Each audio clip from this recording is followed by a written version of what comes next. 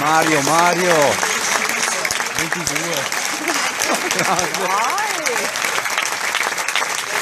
Mafia e Stato agiscono sul controllo dello stesso territorio. O si combattono oppure si mettono d'accordo. Che è Giarrusso?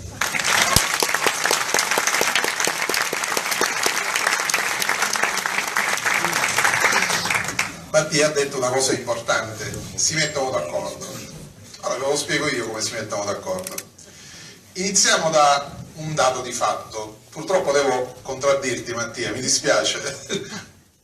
Il nostro caro Presidente del Consiglio l'ha fatta qualche cosa, non è vero che non ha fatto nulla, ha fatto tanto, ma non per i suoi cittadini, almeno non per tutti i cittadini, per qualche categoria privilegiata dei cittadini, e iniziamo a vedere quali.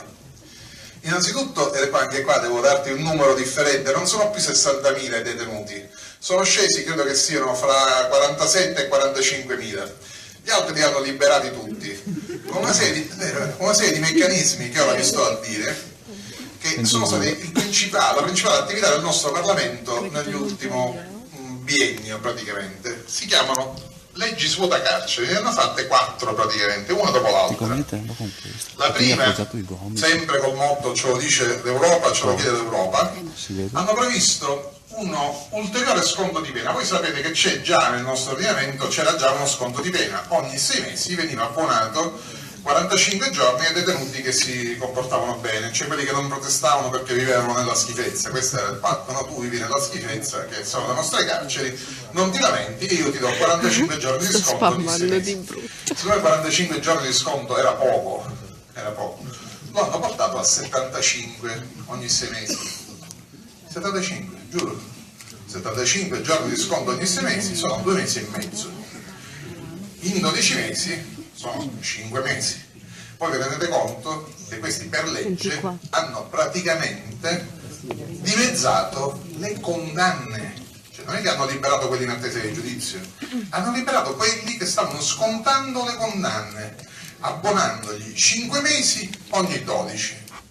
Non si è mai vista una cosa del genere. E siccome questo non bastava a liberare tutti, hanno fatto un'altra norma. Questa norma prevede che se tu hai gli ultimi 4 anni di pena da scontare, non c'è bisogno che stai in carcere, perché hai ammazzato tutta la tua famiglia, hai ammazzato 10 persone, hai avuto 28 anni di carcere, ti hanno dato con tutti gli sconti possibili e immaginabili, non li hai scontati 24, perché poi ti tolgono prima i 45 giorni ogni anno, ora te ne tolgono 75 perché si cumulano questi sconti, ti restano gli ultimi 4 anni dei pochi che hai scontato, e vabbè, te li puoi fare fuori. Giuro, hanno preso che gli ultimi 4 anni si possono scontare fuori dal carcere. Ma non gli bastava però questo, nemmeno questo, hanno fatto un'altra legge che prevede che se tu vieni condannato fino a 4 anni non vai in carcere, perché dobbiamo mandare in carcere, proprio perché hanno rubato, hanno fatto, avete visto che cosa ha fatto, hanno devastato l'Italia. Sotto i 4 anni si va ai domiciliari e poi da là si esce, ci sono sempre i benefici, eccetera. Cioè, queste sono le norme e i favori che ha fatto il governo Renzi e la maggioranza berlusconiana bidina. Questi erano gli interessi, non l'interesse del paese, ma l'interesse di una particolare fetta del paese, quella che delinque. E ovviamente in questo ci dobbiamo mettere in primo luogo i politici, che sono i primi beneficiari di queste norme. Ma ne hanno fatta un'altra. Vi ricordate l'anno scorso noi abbiamo fatto la battaglia sul 416 ter. Bene, il 416 ter, il voto di scambio politico-mafioso, hanno fatto una cosa che non ha precedenti nella storia del nostro paese. Hanno spacciato per un grande passo avanti nella lotta alla mafia una riduzione della pena del 42%. Cioè, giuro, hanno ridotto la pena per il voto di scambio politico-mafioso nel minimo da 7 l'hanno ridotta a 4 anni, è il 42%. Incredibile. Nessuno gli aveva chiesto di ridurre la pena, nessuno, non c'era tecnicamente nessun motivo. Se voi andate a chiedere a uno di questi mascalzoni il motivo, ma perché avete abbassato la pena? Perché c'era una questione, incominciano ad arrampicarsi sugli specchi, dicono equità, era troppo alta la pena. Come troppo alta la pena? Quella pena c'era dal 1992 il voto di scambio politico-mafioso, il 416 ter, era stato introdotto dopo l'assassinio di Giovanni Falcone, dopo pochi giorni.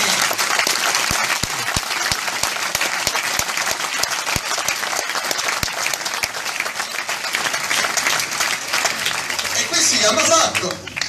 Hanno ridotto del 42% la pena, ma non bastava, lo hanno sabotato, hanno inserito un elemento che non c'era prima. Quindi non basta il voto di scambio politico-mafioso, no? L'accordo fra il politico e il mafioso per lo scambio del voto in cambio di favori, soldi, eccetera. No, adesso ci vuole un ulteriore elemento, il metodo mafioso. Che cosa succede? Succede che un tale, mi pare che si chiamasse Antinoro, che era il delfino di Totò Cuffaro in Sicilia, è stato intercettato mentre si accordava con due diverse cosche mafiose, due, non una, per comprare voti in cambio di soldi. Addirittura forse sono i filmati. Quindi viene condannato in primo grado, condannato in secondo grado, è pacifico, c'è la prova, se è andato là a incontrare con i boss, gli ha dato i soldi, gli hanno dato i voti, era così scarso che manco è riuscito ad essere eletto, non è stato eletto alla regione, però gli hanno dati, condannato primo e secondo grado.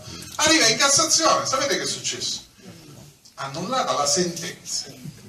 Ad agosto del 2014 scrive la Cassazione e dice sì, è provato, il voto di scambio è provato, no?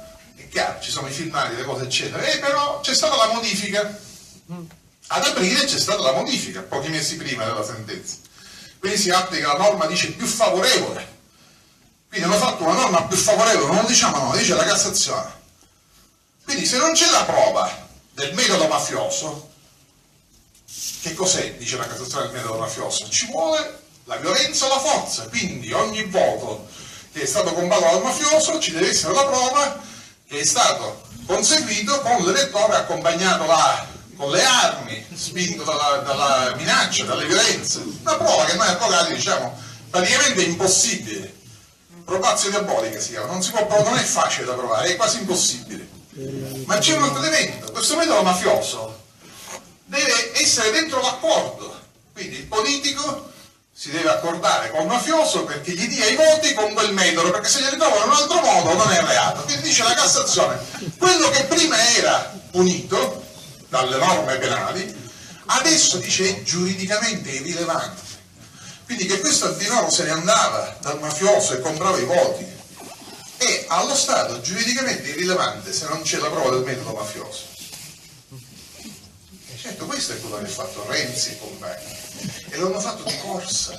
Ti ricordi, Mandi? Ma che fretta che avevano, ma che fretta prima delle elezioni europee, noi non capiamo, ma perché tutta questa fretta? Perché c'erano le inchieste in corso.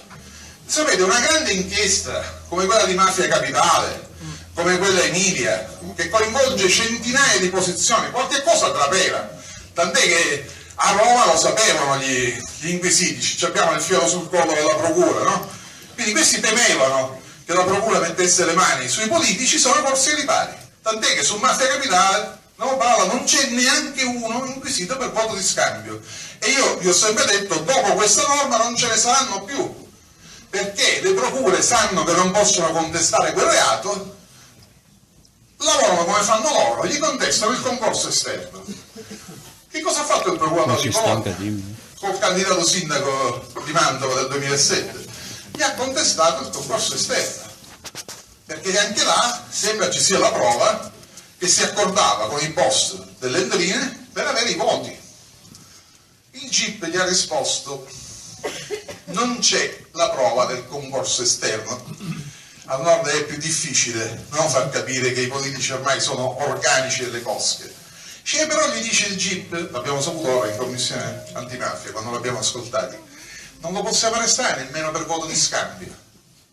Così ha detto il procuratore in audizione alla commissione antimafia, non l'abbiamo voluto arrestare nemmeno per voto di scambio, perché pur essendo provato, dice il GIP, l'accordo fra i due, che ci diceva il procuratore era a disposizione delle cosche, come dicevamo noi nella formulazione che avevamo scritto, no? Vi ricordate?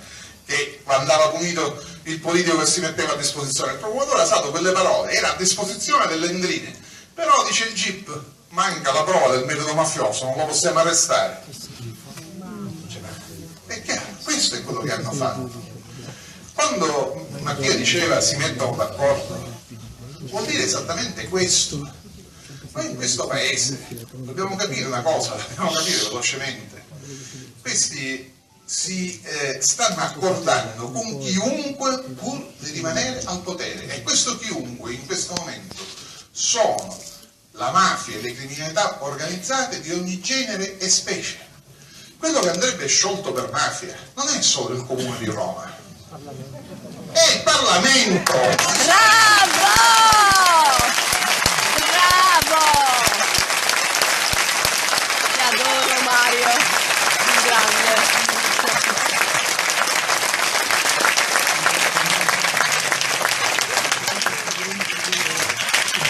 Voi lo sapete, io sono un grillino, sarò esagerato.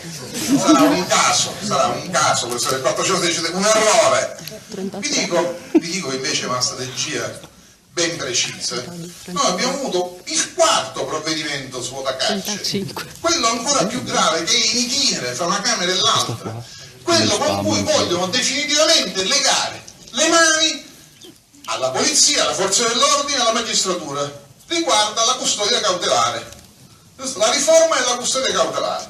Bene, abbiamo previsto al Senato, l'abbiamo inserito rispetto al testo originale, che la custodia cautelare sia sempre in carcere per mafia, per il 416 ter l'abbiamo fatto mettere per voto di scambio politico mafioso, e per l'associazione a delinquere finalizzata al traffico di droga. Mi pare che siano cose gravi, cioè si tratta di reati la cui gravità è presunta dal codice. Questa è la formula che noi avevamo inserito, e quindi vanno messi in galera obbligatoriamente, cautelare. Bene, che succede? È arrivato alla Camera, no?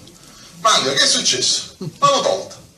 Hanno tolto il voto di scambio politico mafioso e l'associazione finalizzata al traffico internazionale di droga dai reati dove è obbligatoria la custodia cautelare in carcere.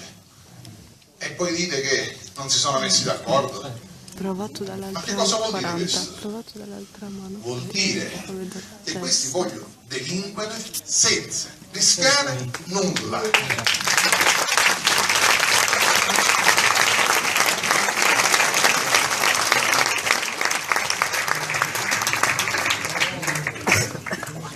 E vi dico un'altra cosa, Mattia parlava di servi.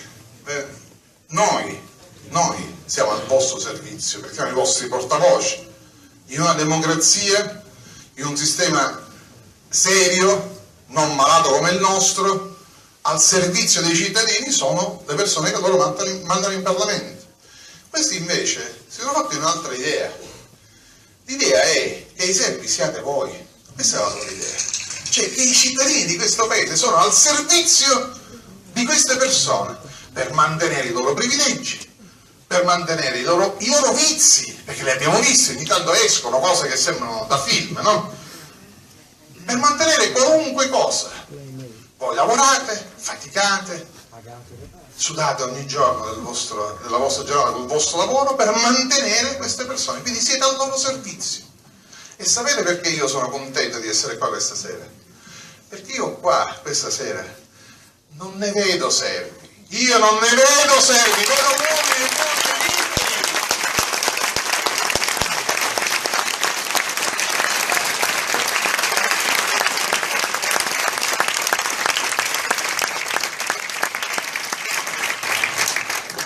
Questo dovete andarlo a dire a tutte le persone che sono fuori da questa sala, perché la nostra è una battaglia di libertà, non è solo la battaglia del Movimento 5 Stelle, questa è la battaglia di tutti i cittadini di questo paese che non vogliono più essere schiavi e servi di questa politica.